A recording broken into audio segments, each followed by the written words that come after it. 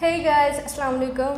Hello guys, namaste. This is Anusha Pirzada. This is Sameer Khokhar. Welcome to our channel Studio 11 Reactions. और आज हम react करने वाले एक वीडियो है know everything about railway sign. और ये वीडियो है खान सर की, और कुछ हमारे जो सब्सक्राइबर ने भी हमें रिक्वेस्ट की थी कि खान सर की किसी वीडियो पे आप रिएक्ट करें। तो आइए देखते हैं पहले वीडियो, उसके बाद रिएक्शन देते हैं।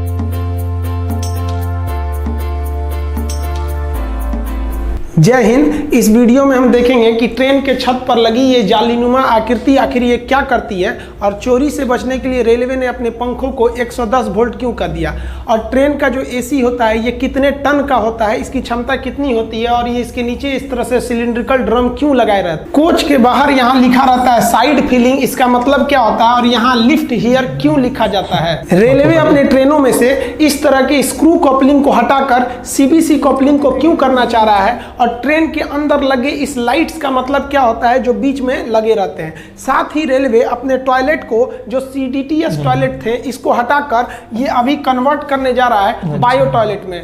रेलवे अपने आधुनिक ट्रेनों से इस साइड बूफर को क्यों हटा दिया, और ये क्या करते थे साइड बूफर, अब नए ट्रेनों में ये साइड बूफर को क्यों नहीं लगाया जा रहा है। आप देखे होंगे किसी ट्रेन के साइड में यहाँ पीले रंग की पट्टी बनाई गई है, जबकि आप इस ट्रेन में देखेंगे तो यहाँ कोई भी पट्टी नहीं बनाई गई है। किसी ट्रेन के आप बोगी पे देखेंगे तो ऐसे लाइनिंग ये क्यों खींची गई रहती है, इसका मतलब क्या होता है। ट्रेन में सफर के दौरान आप ट्रेन के छत पर इस तरह एक जालीनुमा आकृति देखे होंगे, इसे रूफ वेंटिलेटर कहते हैं। आपको पता है कि गर्म हवा हमेशा ऊपर की ओर जाती है। जब ट्रेन में भीड़ ज्यादा हो जाती है तो उसमें गर्म हवा बनने लगती है, और ये गर्म हवा ट्रेन के ऊपर जाती है, जिस वजह से इसको निकालना जरूरी है, नहीं तो ट्रेन डिसबैलेंस होकर दुर्घटनाग्रस्त हो सकता है। तो इस हवा को बाहर निकलने के लिए जाली दे दिया जाता है, और इसको ऊपर की ओर ट्रेन के ऊपर देखेंगे तो इस तरह से निकलने का रास्ता दे दिया जाता है, और उसको केवल इस तरह से ढक दिया जाता है कि बारिश के दौरान डायरेक्ट पानी अंदर ना आए। तो इसे हम लोग रूफ वेंटिलेटर सिस्टम कहते हैं।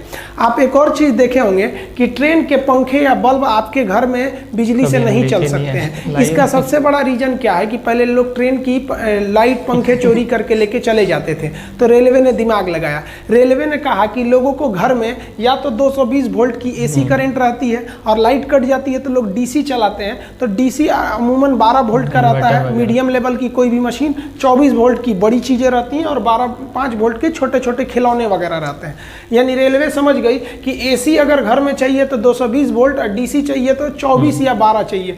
तो रेलवे ने दिमाग लगाया। रेलवे ने अपने पंखे तथा बत्ती को 110 वोल्ट डीसी दे दिया। अब किसी के घर में 110 वोल्ट डीसी रहता ही नहीं है। अब क्या करिएगा ले जाके ये, तो ये आपके लिए एकदम बेकार हो गया। इससे रेलवे की सामानों की चोरी रुक गई। ये 110 वोल्ट डीसी कहाँ से आता है, तो ट्रेन के नीचे लगे इस बैटरी बॉक्स से आता है। आप ट्रेन के नीचे देखे होंगे इस तरह से एक बैटरी बॉक्स लगी रहती है, इसी बैटरी बॉक्स से आता है। और आप गौर किए होंगे कि ट्रेन के जितने चार्जर वगैरह होते हैं ना ससुरे आधे से ज्यादा तो जले हुए रहते हैं। ऐसा क्यों होता है आपको पता है। पावर इज इक्वल टू होता है voltage into current, P is equal to V into I. यानी अगर आप वोल्टेज को कम करिएगा तो धारा यानी करंट बढ़ जाएगा।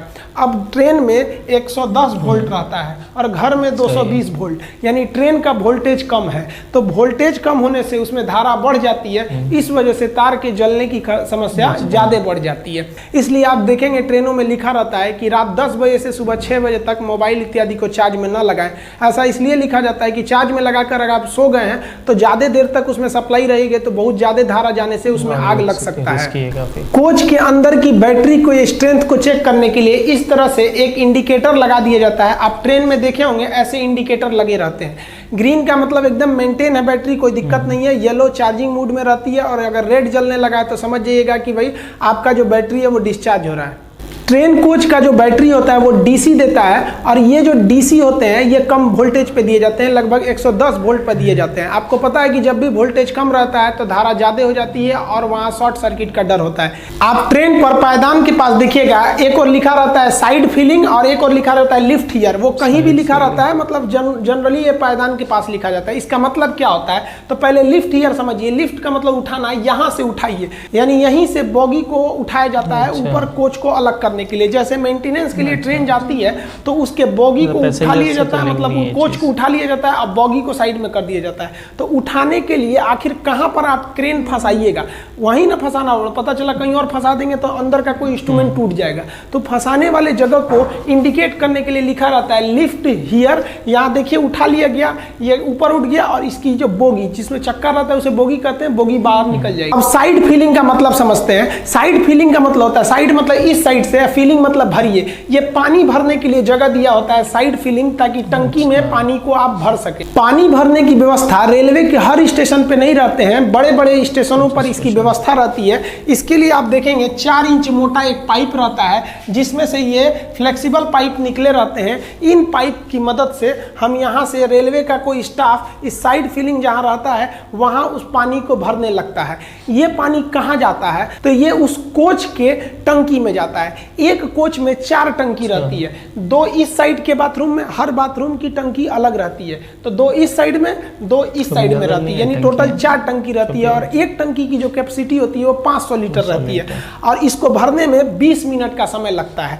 तो ये आप देखिए टोटल कैपेसिटी कितनी हो जाएगी, 500 लीटर की एक रहती है, ऐसे 4 टंकी रहता है, क्योंकि 4 बाथरूम रहता है एक डिब्बे में, तो टोटल 2000 लीटर इसमें भरा जाता है। लगभग 20 मिनट में इसे भर दिया जाता है। ये रेलवे स्टाफ का काम होता है कि जैसे ट्रेन आके लगेगी तुरंत उसको भरना है, इसीलिए उसे ढूंढना ना पड़े ताकि ट्रेन लेट ना हो। वहाँ स्पष्ट लिख दिया जाता है साइड फिलिंग, यहीं से आप उसको भरिए। लेकिन ससुरा एक दिक्कत आ गया, एसी का जो डिब्बा होता है ना उसमें यहीं पर एसी लगा रहता है। अब बताइए, जहाँ टंकी बनाना था वहाँ एसी लग गया, अब क्या करेंगे। एसी के डिब्बों को देखिएगा तो इस साइड में ये थोड़ा सा पचके होते हैं, यहाँ पे देखिए ये थोड़ा सा, ये ना ये साइड से ये थोड़ा सा पचका हुआ है। क्यों पचका है, क्योंकि वहाँ टंकी नहीं है, वहाँ पर क्या लगा हुआ है, एसी। जबकि आप नॉर्मल ट्रेनों को देखेंगे जिसमें एसी नहीं है, वो एक बराबर रहते हैं सब। अब यहाँ एसी लगे होने की वजह से हमको टंकी कहीं और सेट करना पड़ेगा, इसीलिए टंकी नीचे सेट कर दिया जाता है, जिसे 2 ड्रम सिलिंड्रिकल टाइप के दिखाई देते हैं, जिसे वाटर टैंक है, इसी में से पानी का यूज किया जाता है। अब ये जो एसी लगे होते हैं इसे हम कहते हैं रूफ माउंटेड पैकेज यूनिट। ये 2 ठो एसी होते हैं, एक इस दरवाजे के ऊपर होते हैं, एक उस साइड के दरवाजे पर होते हैं। हर एसी की क्षमता 7 टन होती है, इसलिए एक ट्रेन के कोच में एक डिब्बे में 2 एसी है, अतः 7 दूनी 14 टन इनकी क्या हो गई, क्षमता हो गई। ये चलते हैं 415 वोल्ट के 3 फेज एसी सप्लाई से। इन्हें जनरेटर द्वारा दे दिया जाता है 3 फेज एसी सप्लाई। देखिए ट्रेन के जो पानी भरा जाता है जनरली किसी डिब्बे में ऊपर की ओर टंकी रहता है, जबकि एसी वाले में नीचे रहता है। इस पानी को अमूमन कोई पीता नहीं है, ज्यादातर लोग हाथ वगैरह धोने या बाथरूम के काम में इसे लेते हैं। अब बाथरूम से रेलवे को बहुत बड़ा दिक्कत था, लोग बाथरूम करते थे, टॉयलेट बाथरूम, तो उनका जो वेस्टेज था वो पटरी पे गिरता था, जिससे पटरियों को जंग लग जाता था। तो जो पहले के जमाने के ट्रेन थे ना बाथरूम, उसमें ओपन डिस्चार्ज सिस्टम था, यानी अगर कोई टॉयलेट बाथरूम गया तो उसका टोटल भी वेस्टेज है पटरी पर गिरेगा। इससे 2 समस्या, एक पटरी पे जंग लगता था, दूसरे जब रेलवे स्टेशन पे ट्रेन खड़ी रहती थी और उसमें कोई बाथरूम में गया है तो रेलवे ट्रैक पर बहुत ज्यादा गंदगी होने लगती थी। बड़े स्टेशनों पे तो इसे सफाई कर दिया जाता था, लेकिन छोटे स्टेशन पे साफ करने की कोई व्यवस्था नहीं थी। इससे बचने के लिए रेलवे ने ओपन डिस्चार्ज सिस्टम को बंद किया। आप देखे होंगे पहले के ट्रेन में एक पाइप ऐसे लटका रहता था नीचे साइड में, ओपन डिस्चार्ज, इसमें कोई रोकने के लिए कोई व्यवस्था नहीं थी, सीधे नीचे गिर जाता था। इसके जगह पर रेलवे इस राउंड शेप के टंकी को लाया, बाथरूम को सेट किया, जिसे कहा जाता है control discharge toilet system, shortcut में कहेंगे तो CDTC। ये क्या करता है, ये टॉयलेट को कंट्रोल करके रखता है जब तक कि ट्रेन प्लेटफॉर्म को ना छोड़ दे। अब इस ससुरा को कैसे पता चलेगा कि ट्रेन में प्लेटफॉर्म को छोड़ दी, तो इस पे एक सिस्टम लगा रहता है कि जब तक ट्रेन की स्पीड 30 नहीं हो जाती है, 30 किलोमीटर पर आवर, तब तक इसके अंदर से डिस्चार्ज का ढक्कन खुलेगा ही नहीं कि बाहर नीचे गिरे। लेकिन इस विधि द्वारा आप गंदगी को रोक सकते हैं, लेकिन गंदगी थोड़े दूर पर तो हो ही रही है, ट्रैक को भी ज्यादा खतरा हो रहा है क्योंकि उसमें जंग लग रहा है। इसके लिए 2011 में DRDO ने एक बैक्टीरिया के मदद से एक टॉयलेट को बनाया, जिसे हम कहते हैं बायो टॉयलेट। बायो टॉयलेट आप देखे होंगे आजकल हर एक ट्रेन में मिलेगा, एक चौकोर डब्बा लगा रहता है इस साइड में, इसके अंदर कई ठो पार्ट बने रहते हैं, उसमें बैक्टीरिया जीवाणुओं को डालकर DRDO भेजी रहती है। ये क्या करते हैं, हमारे टॉयलेट बाथरूम को उसको डिकम्पोज कर देते हैं, उसको छोटे छोटे टुकड़ों में तोड़ देते हैं, डिकम्पोज कर देते देते हैं और गैस बनाकर वो निकल जाते हैं। इसमें किसी तरह का मेंटेनेंस भी नहीं है, ट्रैक पे गंदगी भी नहीं होगी और ट्रैक भी जंग लगने से बच जाएगा। अतः अभी के समय में जितने भी टॉयलेट है वो DRDO द्वारा बनाए गए बायो टॉयलेट का ही यूज हो रहा है। ये सब आउटडेटेड हो चुके हैं। बायो टॉयलेट की एक खराबी है कि अगर उसमें आप कलम या कुछ कचरा प्लास्टिक डाल देंगे तो बैक्टीरिया अच्छा से काम नहीं कर पाएंगे, इसलिए लिखा रहता था कृपया इसमें कचरा न डालें। लेकिन हिंदुस्तान के लोग को इतना समझ है, ससुरा पानी तो डालते ही नहीं है, सर कचरा कैसे हटा देगा, सर जाएगा सर तो उसमें किसी किसी का नाम लिख देता है सर बाथरूमों में। तो इसलिए रेलवे ना इसमें कचरा ना जाए उसके लिए इसके फ्लश पे एक तो जाली लगा देती। देखिए आप किसी भी टॉयलेट के सीट को देख के नहीं बता सकते हैं कि वो बायो टॉयलेट है या फिर ओपन डिस्चार्ज है या फिर वो CDTS है। ये तो एक सीट है बैठने के लिए, इसे वेस्टर्न कल्चर का कहते हैं, ये इंडियन कल्चर कहते हैं। अगर आपको पता करना है कि टॉयलेट कौन सा है फिर तो आपको कोच से बाहर आना पड़ेगा और नीचे का देखना पड़ेगा कि कौन से प्रकार का टॉयलेट है। हालांकि आजकल जितने भी देखने को मिलेंगे वो सब के सब बायो टॉयलेट ही लगाए जा रहे हैं। नीले रंग वाली ICF कोच में बिजली बनाने के लिए उसके अंदर अल्टरनेटर लगाया जाता था जिससे उसकी स्पीड कम हो जाती थी। इसलिए नए जमाने के LHB कोच में अल्टरनेटर हटाकर एक जनरेटर कार दे दिया जाता है जिसे एक्स्ट्रा में जोड़ दिया जाता है। ये जनरेटर कार जो होता है 750 वोल्ट की बिजली बनाता है जो 3 फेज का AC करंट होता है, जबकि ट्रेन में सबसे ज्यादा बिजली की खपत AC में होती है और AC भी जो होता है वो 415 वोल्ट ही लेता है। तो आप कहेंगे कि ये 750 वोल्ट क्यों बनाया? तो देखिए जब करंट को आप दूर सप्लाई देते हैं तो कुछ वोल्टेज लॉस होता है, इसलिए ये 750 वोल्टेज बनाता है कि ताकि AC कोच तक पहुंचते पहुंचते वो 415 वोल्ट मिल जाए। लंबी दूरी के ट्रेन में एक पेंट्री कार होता है जिसमें खाना बनाया जाता है, उसमें इस तरह से खाना बना दिया जाता है और आपको सर्व कर दिया जाता है खाना। लेकिन बहुत से ऐसी ट्रेन है जिसमें पेंट्री कार नहीं होता है तो उसे ऑन बोर्ड कैटरिंग यानी बड़े स्टेशनों से खाना डायरेक्ट रेडीमेड बनाकर और उसमें सर्व किया जाता है। ट्रेन के किसी किसी डब्बे पर आप टॉयलेट के पास इस तरह से लाइनिंग देखते होंगे, ये जनरल बॉगी को दर्शाता है कि ये बॉगी जनरल है, इसमें कोई भी घुस सकता है, रिजर्वेशन की जरूरत नहीं है। जनरल बॉगी की एक और पहचान होती है कि इसमें 3 दरवाजे लगाए जाते हैं। 3 दरवाजे इसलिए लगाए जाते हैं क्योंकि इसमें भयानक कोच के पूरा भीड़ होता है, एकदम भयानक, एकदम देखिए ना। अतः यह भीड़ जल्दी से निकल जाए और जल्दी से एंट्री कर जाए इसलिए इसमें 3 दरवाजे दिए जाते हैं। स्लीपर में केवल 2 दरवाजे दिए जाते हैं एक साइड में। एक चीज आप गौर किए होंगे कि जनरल बॉगी या तो शुरू में लगाता है या तो लास्ट में लगाता है, यानी अमूमन दोनों साइड में लगाता है। बीच में जनरल नहीं रहते हैं, बीच में स्लीपर बॉगी को लगाया जाता है और AC को। देखिए स्लीपर बॉगी में अगर हम 3 दरवाजे देंगे तो उसमें सीट की संख्या घट जाएगी, इसलिए उसमें 2 ही दरवाजे दिए जाते हैं और स्लीपर में भीड़ भी कम रहता है। दूसरा, स्लीपर का अगर आप लॉन देखिएगा तो एक से दूसरा जुड़ा रहता है। आप यहाँ देखिए एक लंबी गैलरी दिखेगी, आप गैलरी देखिए, आप इधर इसको क्या लिए ध्यान से देख रहे हैं आप लोग, इधर मत देखिए, ये लंबी गैलरी देखिए। तो ये पूरा बॉगी एक से दूसरे से जुड़ा रहता है, पूरा डिब्बा एक से दूसरे में। आप देखिए इसको जोड़ने के लिए यहाँ कनेक्ट करने के लिए एक दरवाजे दिए रहते हैं। आप ये काले रंग का पाइप देखे होंगे, इस तरह से किसी किसी ट्रेन में रहता है। तो ये इस बॉगी से आप उस बॉगी में जा सकते हैं। यहाँ नीचे एक पैरदान बना दिया जाता है ताकि आप वहां से जा सकते हैं। आप देखेंगे स्लीपर का पूरा डिब्बा आपस में कनेक्ट रहता है और आप इस बीच के कनेक्टर के द्वारा इस डिब्बे से इस डिब्बे में आप आराम से आ सकते हैं, जबकि जनरल डिब्बा आपस में नहीं कनेक्ट रहता है। इसीलिए जनरल डिब्बे को शुरू में दे देते हैं और लास्ट में दे देते हैं और बीच में इसे नहीं देते हैं क्योंकि बीच में देने के बाद कनेक्शन कट जाएगा। रेलवे के कुछ डिब्बों पे देखे होंगे साइड में यहाँ आपको पीले रंग से कॉर्नर को रंग देता है और कुछ डिब्बे को पीले रंग से नहीं रंगता है। इसका मेन ये रीजन होता है, ये कॉपलिंग को दर्शाता है। देखिए कॉपलिंग क्या होता है, 2 डिब्बे को जोड़ने के लिए एक कॉपलिंग का प्रयोग करते हैं। यहाँ पर पहले जमाने के जो नीले रंग के डिब्बे थे उसको जोड़ने के लिए स्क्रू कपलर का प्रयोग करते थे, यानी इस डिब्बे को और इस डिब्बे को जोड़कर एक हुक से इस स्क्रू को कस दिया जाता था।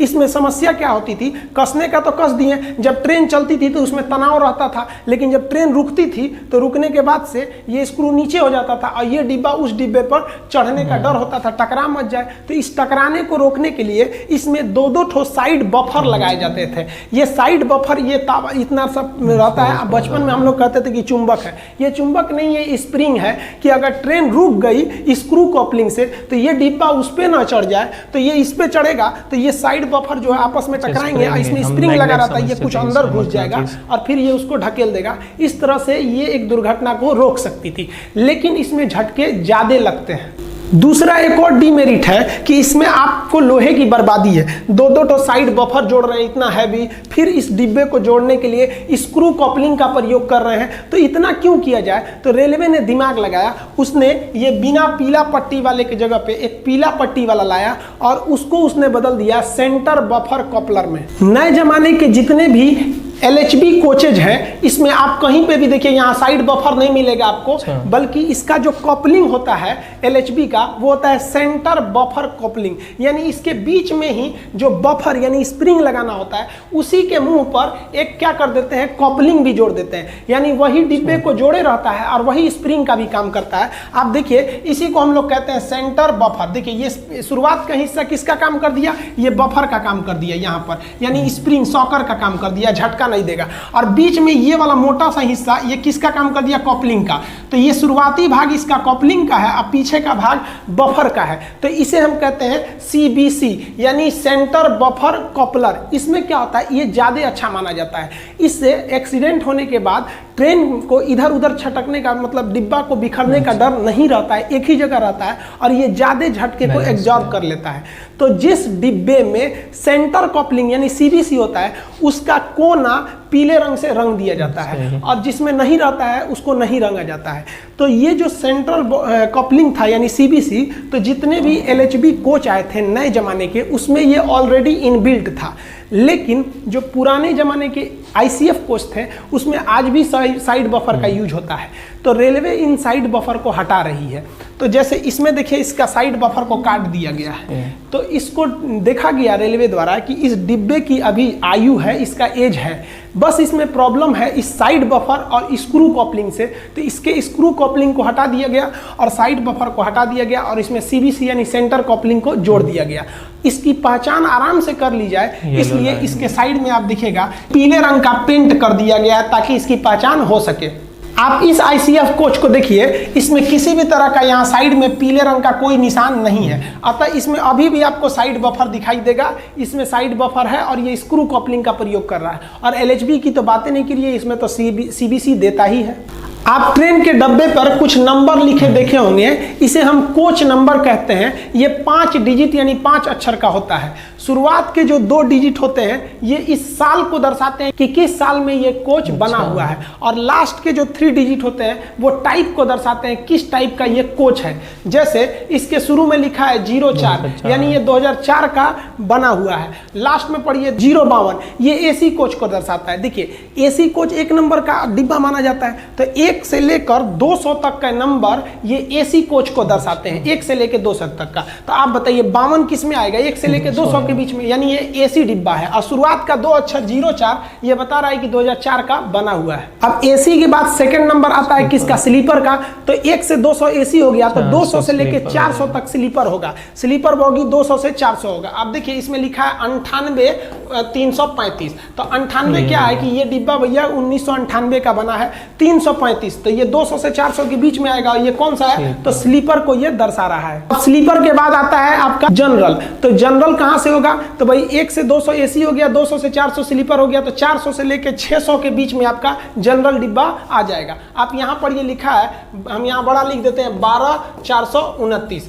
तो ये कब का बना है, 2012 का। 429 देखिए 400 से लेकर 600 के बीच में आएगा, अतः ये जनरल डिब्बा है। जनरल डिब्बे की 2 और पहचान आपको बता दी है कि आपके दरवाजे इसमें कितने दिखाई देंगे, 3 दरवाजे इसमें दिखाई देंगे, साथ में साइड में यहाँ इसे लाइनिंग भी दिखाई देगी। अब 600 से 700 चेयर कार को दर्शाता है। देखिए ट्रेन में जब भीड़ ज्यादा हो जाए और सबको रिजर्वेशन नहीं दे पाती है तो कम दूरी के लिए चेयर कार दे दिया जाता है। उसमें काफी अच्छा चेयर होता है, आरामदायक होता है, फ्लाइट के जैसे जन शताब्दी हो गया, इसमें केवल आपको बैठने के लिए यही मिलेगा और इसका भी रिजर्वेशन होता है। तो वो चेयर कार के डिब्बा को दर्शाया जाता है, कहां से, 600 से लेके 700 तक के चेयर कार को दर्शाया जाता है। जैसे यहां लिखा है 02-615। अब बताइए 2002 की बनी है, 615 तो इसी के बीच में आएगा। ये जन शताब्दी ट्रेन है और ये चेयर कार डिब्बा को दर्शा रहा है। अब 700 से 800 तक का नंबर जो होता है वो सीटिंग कम लगेज को दर्शाता है। जब कभी रेलवे को ऐसे डिब्बे भेजने हुए रहते हैं कि जिसमें ज़्यादा सामान नहीं ले जाना है, तो क्या करते हैं उस डिब्बे में आधा बैठने का जगह बना देता है सीटिंग के लिए और आधा लगेज को बना देता है,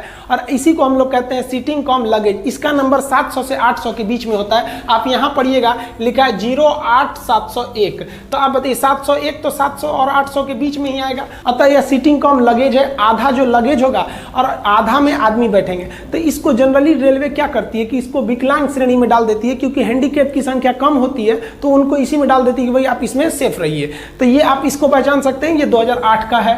अब जिस भी डिब्बे के ऊपर 800 से ज्यादा का नंबर लिखा रहता है, तो या तो वो चिट्ठी ले जाने वाली बोगी होगी या तो पेंट्री कार वाला होगा। जैसे ये देखिए पेंट्री कार में क्या लिखा 805, तो 805 ये नहीं 800 से ज्यादा है, तभी तो क्या लिखा है भाई पेंट्री कार का 800 से 5 है। जैसे यहाँ आप पढ़िए तो 15 का मतलब क्या है भाई 2015 का है, 857 800 से ज्यादा जनरेटर कार है। तो 800 से ज्यादा में या तो पेंट्री कार होगा या तो फिर मेल वाला होगा जो चिट्ठी ले जाता है, या तो जनरेटर कार होगा।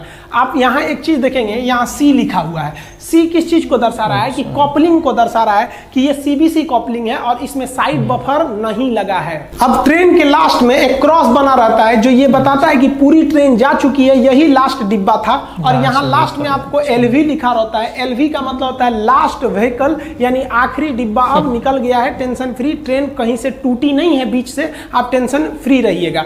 इसके अलावा आप देखेंगे यहाँ एक लाइट लगा रहता है जो कंटिन्यू नहीं जलता है बल्कि ब्लिंक करते रहता है, साइड में भी लगा दिया रहता है। ये इसलिए बताता है कि अगर बीच में कहीं ट्रेन में कोई फॉल्ट आ जाता है, ट्रेन रुकती है, तो पीछे से अगर कोई सेम ट्रैक पे ट्रेन आ रही है तो उसे वो लाइट दिख सके। अब ये लाइट को एनर्जी कहाँ से मिलती है, तो बैटरी से मिलती है। आप ट्रेन में सफर करते समय इस तरह से सीफा या डब्ल्यू या WL साइन देखे होंगे, या संटिंग साइन, सिग्नल साइन, इस सब का मतलब क्या होता है। और आप एक चीज और देखे होंगे कि कभी कभी सिग्नल ग्रीन रहता है फिर भी जो ट्रेन में बड़ी धीरे धीरे ले जाता है। ये कॉशन इंडिकेटर क्या होते हैं सब, तो ये सब साइन का मतलब क्या होता है, इस सब में भी अंतर हम किसी और वीडियो में समझा देंगे। तो भाई काफी अच्छे से इन्होंने समझाया है। इतनी चीजें तो पता भी नहीं थी कि ऐसे ऐसे होता है, मतलब जैसे कि सारी चीजें नहीं पता थी, मतलब मुझे कुछ भी पता नहीं था। कुछ भी नहीं पता था। मुझे तो खैर कुछ भी नहीं पता था। नहीं मुझे भी नहीं पता था, कुछ जानने को मिला है। मुझे भी नहीं पता था। और वोल्टेज के हवाले से जैसे पता चला, घर में नॉर्मल 220 होता है, वहाँ 110 जो है ट्रेन में रखा जाता है। और ये क्यों रखा जाता है, जैसे कि कुछ लोग जो पंखे वगैरह शायद चोरी ट्रेन में चोरी पंखे कभी मैं से देखा नहीं है। वैसे गायब तो होते हैं, कभी कभी किसी ट्रेन में होते हैं, तो हो सकता है लोग करते हो। तो काफ़ी चीज़ें ऐसे पता चले। वेंटिलेशन के हवाले से मुझे आइडिया नहीं था। मैं अक्सर सोचता था कि यार ये इसके रूफ पे ये क्या बना हुआ है इस तरह, और कहीं कहीं अगर छत पे लोग सफ़र करते थे इसको पकड़ के बैठे होते थे, कहीं ज़्यादा अगर रश वश हो जाता है या ऐसी कोई चीज़ होती थी तो उसको पकड़, तो मुझे समझ नहीं आता यार ये क्या चीज़ है। तो आज ये भी क्लियर हो गया कि वेंटिलेशन है। उसके अलावा जो डब्बों के हवाले से इन्होंने बताया, जो हम लोग डब्बा ही बोलते हैं ना, वैसे तो कोच बोलेंगे या जो भी, तो उसके हवाले से भी इन्होंने बताया कि किस तरह जो है 0 से लेके या 1 से लेके 200 तक जो है किस तरह जो होता है उसमें, और उसके बाद 200 से आगे क्या होता है, वो सारी मतलब चीज़ें इन्होंने जिस तरह बताई कि स्टार्टिंग में AC होता है, फिर स्लीपर, इसके बाद जनरल डब्बा होता है, पेंट्री कार वगैरह। तो ये से उसके अलावा जो है बायो टॉयलेट जो आजकल ज़्यादा जो है इंडिया के हवाले से जैसे थी वीडियो, तो उसमें बायो टॉयलेट ज़्यादा यूज़ हो रहे हैं।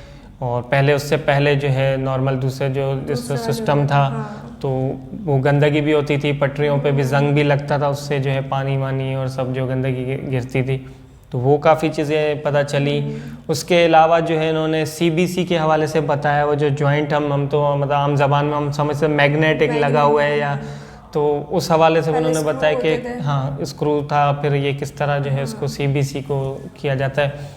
और कुछ में फिर कनेक्टिंग के हवाले से उन्होंने बताया कि जैसे अब यहाँ पाकिस्तान में तो इकोनॉमी हम उसको बोलते हैं, जो जनरल डब्बा वहाँ कहा जाता है, जनरल जो है बोगी का, ये यहाँ बोगी कहते हैं बेसिकली, वहाँ जैसे कोच है तो जनरल यहाँ पे तो कनेक्ट होता है, इकोनॉमी में भी कनेक्ट ही अब होता है, उसी में से आप एक डब्बे में से दूसरी जगह जाते हैं। लेकिन इंडिया में उन्होंने जैसे बताया कि जनरल डब्बे में आप नहीं जा सकते। फिर उसके आप भी तो बताओ कुछ।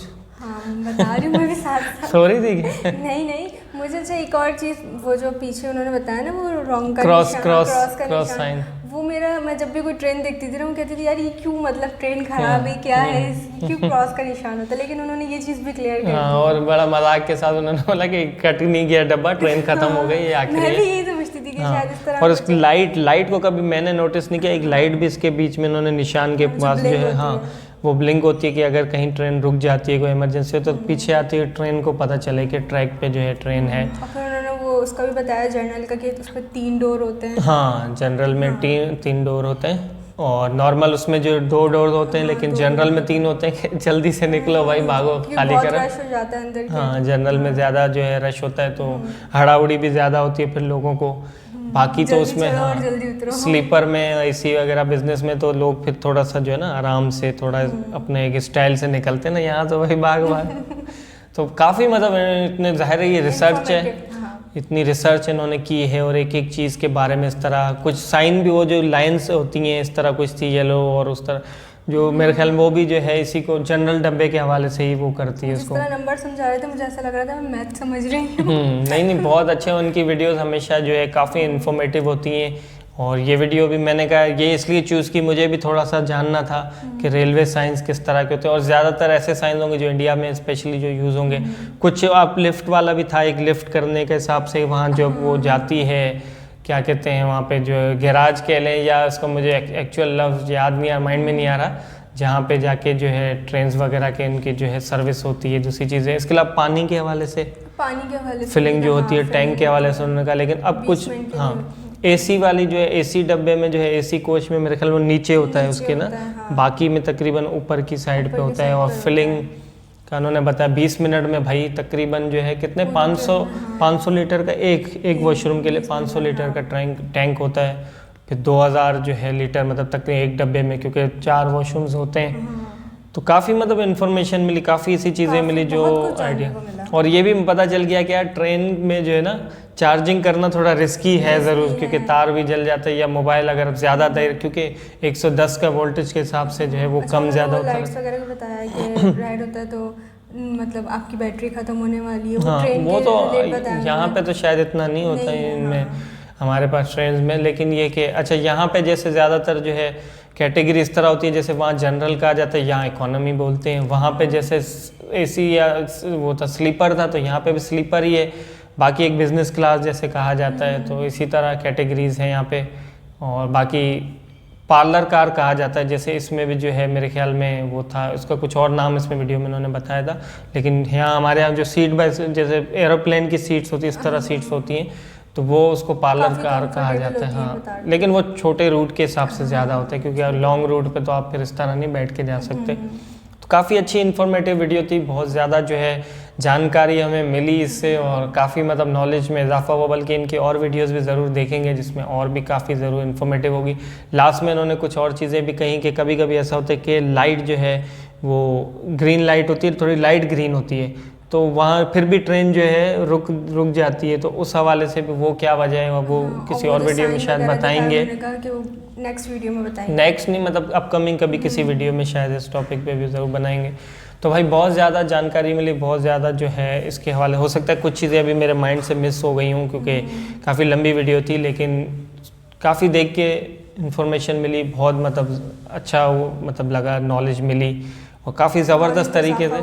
हाँ और एक इनका जोक मुझे याद आया, बोले इधर नहीं देखना है, बोले एक लड़की एक बैठी थी पिक्चर में, तो कह रहे इधर नहीं देखना है, तो इधर देखो। तो बहुत अच्छी वीडियो थी। और आप लोग बताइएगा, आप लोग के मतलब अगर आप फर्स्ट टाइम ये वीडियो देख रहे हैं और हमारा रिएक्शन भी देख रहे हैं, तो आप बताइएगा आपको ये चीज़ें सब पता थी, रेलवे के साइंस पता थे नहीं पता थे। इसके अलावा भी बाहर काफ़ी साइंस होते हैं जो लगे होते हैं। ये तो उन्होंने बेसिकली ट्रेन से रिलेटेड बताया, लेकिन स्टेशन से बाहर भी कहीं 40 लिखा होता है, वो स्पीड लिमिट होती है, क्या होती है 40 की, तो ट्रेन की स्पीड हो नहीं सकती, लेकिन इस तरह लिखा होता है। हाँ और इन्होंने एक और चीज़ बताई थी कि जो टॉयलेट का जो ओल्ड सिस्टम था उसमें ये सेंसर होता था कि 30 स्पीड से बढ़ती थी जब ट्रेन, तो फिर वो उसका जो नीचे खुल जाता था, उसका जो लॉक है जो भी है। तो क्योंकि स्टेशन पे तो फिर अच्छा पाकिस्तान की मैं बताता चलूँ कि यहाँ पे अक्सर जो टॉयलेट्स में ये लिखा हुआ होता है, आपने कभी पढ़ा नहीं पढ़ा, मैंने पढ़ा था कि भाई स्टेशन जब हो तो आप ये टॉयलेट को कोशिश करें ना यूज़ करें। वो अब मैं समझ गया इसी वजह से होगा कि गंदगी ना हो, क्योंकि यहाँ पे शायद अभी इतना वो एडवांस सिस्टम नहीं होगा। तो अच्छी वीडियो थी। और अगर आपको हमारा रिएक्शन अच्छा लगा है तो चैनल को सब्सक्राइब करें बेल आइकन के साथ। और काफ़ी आप लोग जो है वीडियोस हमें सजेस्ट करते रहते हैं और हम कोशिश करते रहते हैं आपके सजेस्ट की हुई वीडियोस पे रिएक्ट करते रहें। और अगर और कोई भी सजेस्ट करना चाह रहा है तो कमेंट सेक्शन में हमें लिंक दे दें, यहाँ पे टाइटल बता दें। ये बोलने के लिए मैं ये जो है ना आखिर में इनकी लाइंस होती हैं, बीच में भी बोलती हूँ मैं। हाँ और सब्सक्राइब कब बहुत भूल जाती हैं, लास्ट में सबसे आखिर में बोलती है, लेकिन कोई बात नहीं। तो बस इसी तरह सपोर्ट तक देखते हैं ना लोग हमारी वीडियोस को, जैसे एंड में उनको ताकि रहे कि जैसे वीडियो देख लें उसके बाद सब्सक्राइब कर दें जिन्होंने नहीं किया हुआ।